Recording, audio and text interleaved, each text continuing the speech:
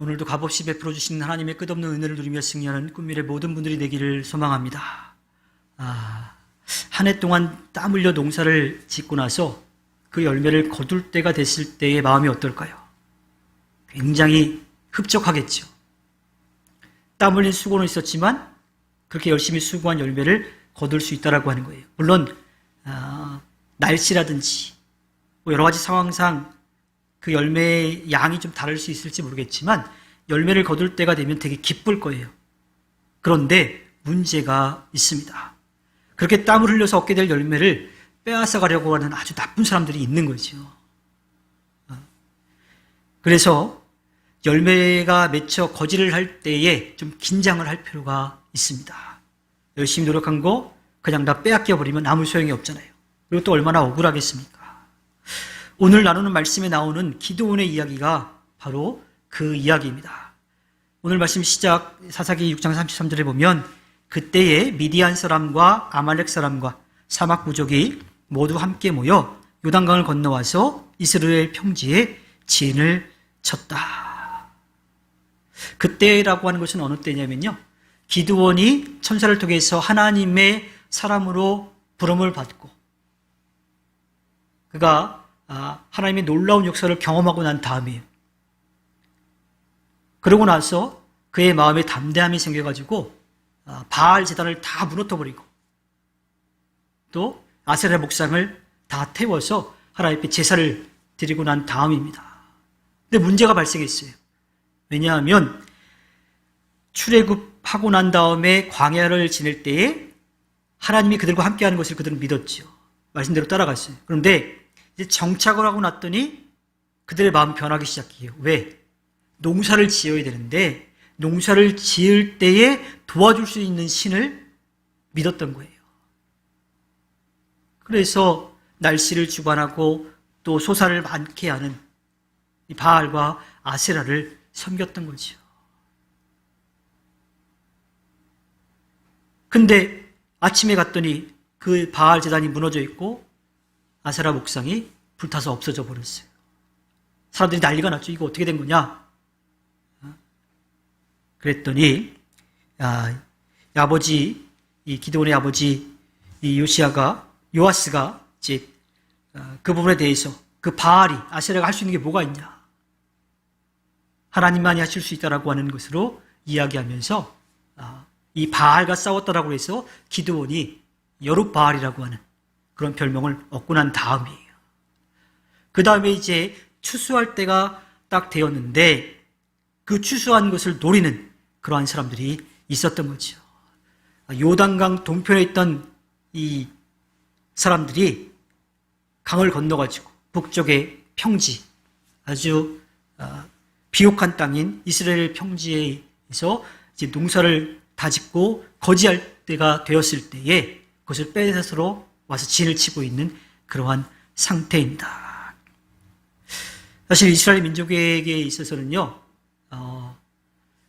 이 새로운 땅에 가서 사는 것 자체도 어려웠지만 자기들이 열심히 노력해서 얻은 것들을 지키는 것도 더 어려웠어요. 왜냐하면 그들이 여태까지 해왔던 거라고는 이집트에서 노역을 하면서 살았죠. 광야 가운데 지낼 때 뭐 했어요? 군사훈련하지 않았습니다. 하나님 말씀대로 살아가는 법만 배웠어요. 그 가나안 땅을 차지할 때도 마찬가지였죠. 하나님이 하라고 하신 대로만 했잖아요. 그러니까 자기의 힘으로 농사짓고 그것을 얻으려고 우상을 섬겼던 그들에게 있어서 무력으로 그것을 빼앗으러 오는 사람들을 막을 수 있는 방법이 없었던 거예요. 그러니까 매번 계속 이 미디안 사람들에게 당했던 거죠. 그런데 이어지는 말씀 가운데 이번에는 그 전과 좀 다릅니다.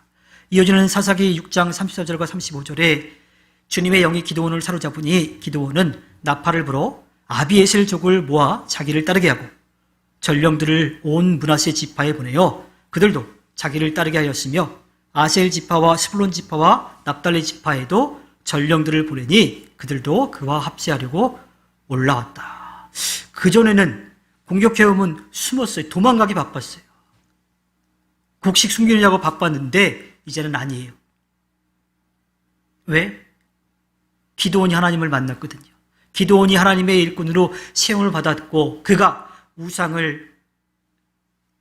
제단을 엎어버리고 아세라 우상을 태워버렸잖아요.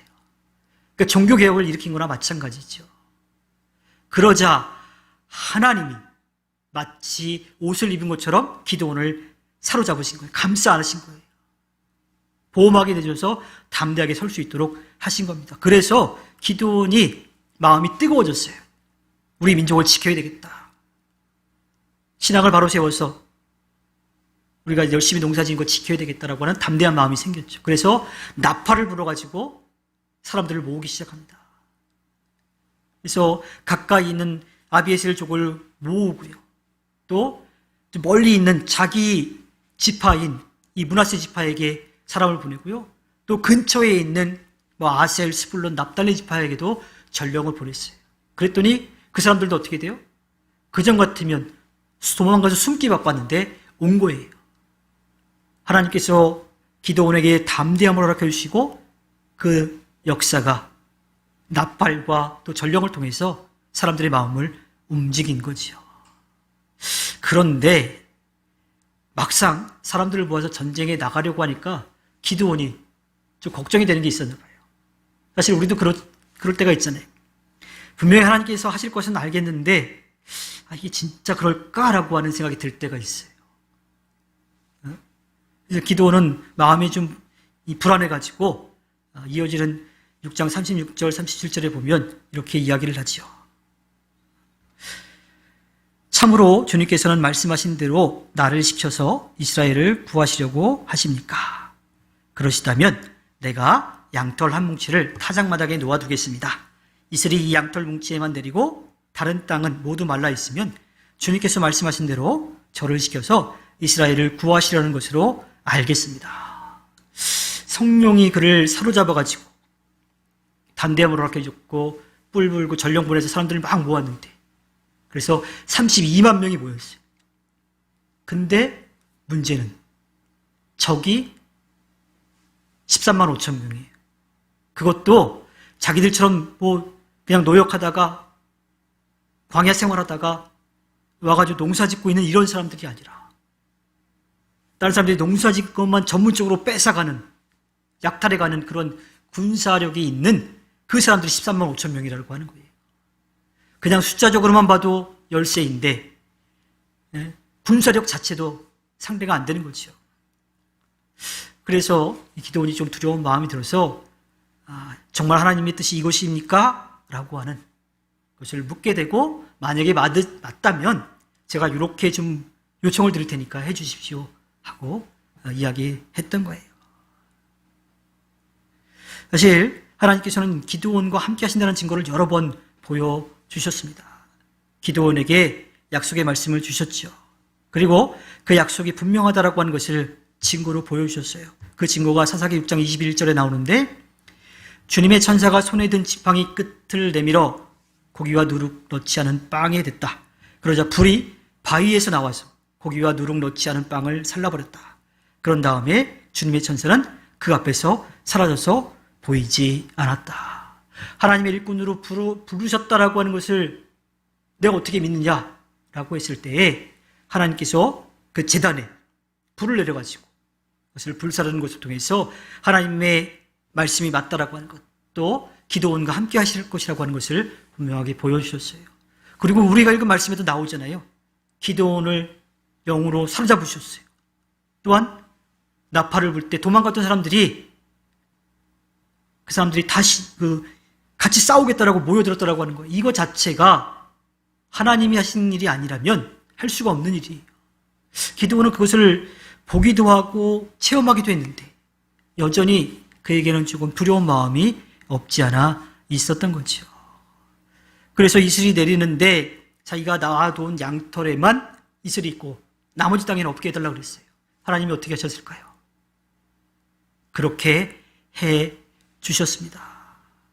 38절에 보니까 그러자 정말 그렇게 되었다. 기드온이 다음날 아침에 일찍 일어나서 양털 뭉치를 쥐어짜보니 양털 뭉치에 내린 이슬이 쏟아져 그릇에 물이 가득 찼다. 이건 이슬 정도가 아니라 거기다가 하나님께서 그냥 물을 쏟아 부어주셨던 것 같아요.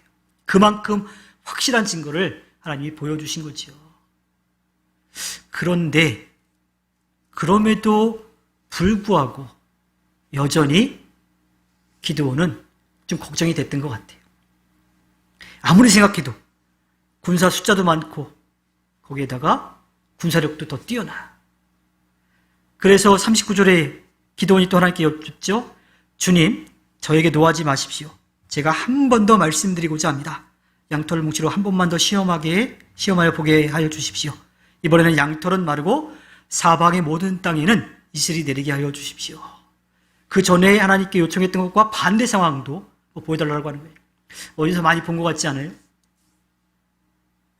출애굽기 3장과 4장에 나오는 하나님께서 이집트에서 노역하고 힘들어하는 이스라엘 민족을 구원하시기 위해서 모세를 부르실 때의 이야기랑 거의 똑같습니다. 모세도요, 불은 있는데 떨기나무는 타지 않고 있어요. 가까이 갔죠. 신을 보수라고 하는 하나님의 음성을 듣습니다. 누구냐고 여쭤봤을 때 스스로 있는 존재라고 하나님이라고 분명하게 밝혀주셨어요. 그리고 이스라엘 민족의 부르심을 듣고 내가 너를 보내서 그들을 구원해낼 테니까 가라. 그랬더니 계속 변명하는 거죠. 이래서 못 가고 저래서 못 가고 내 말을 들을 것 같아요. 내가 무슨 능력이 있다고요.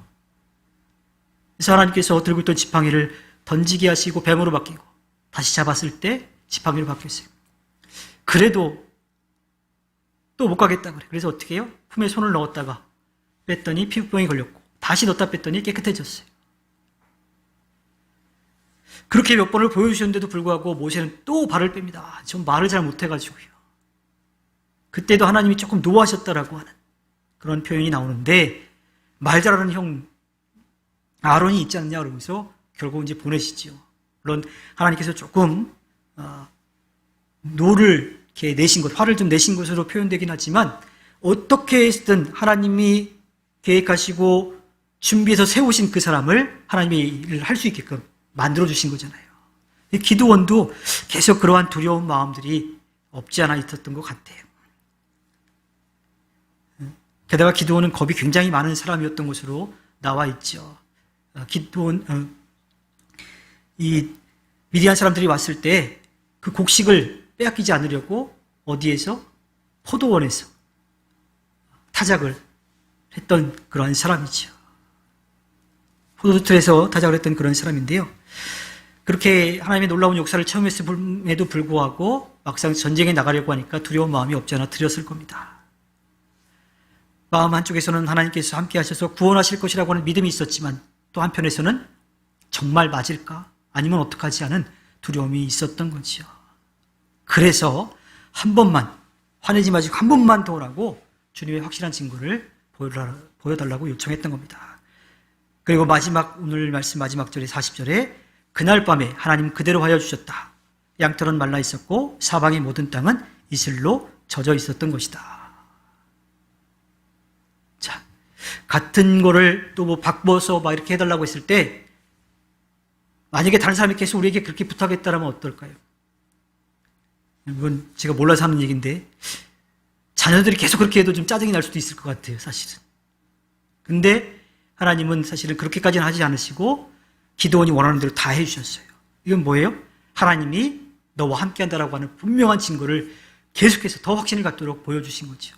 그래서 기드온은 그 경험을 체험을 하고 나서요, 이 미디안 족속과 싸울 때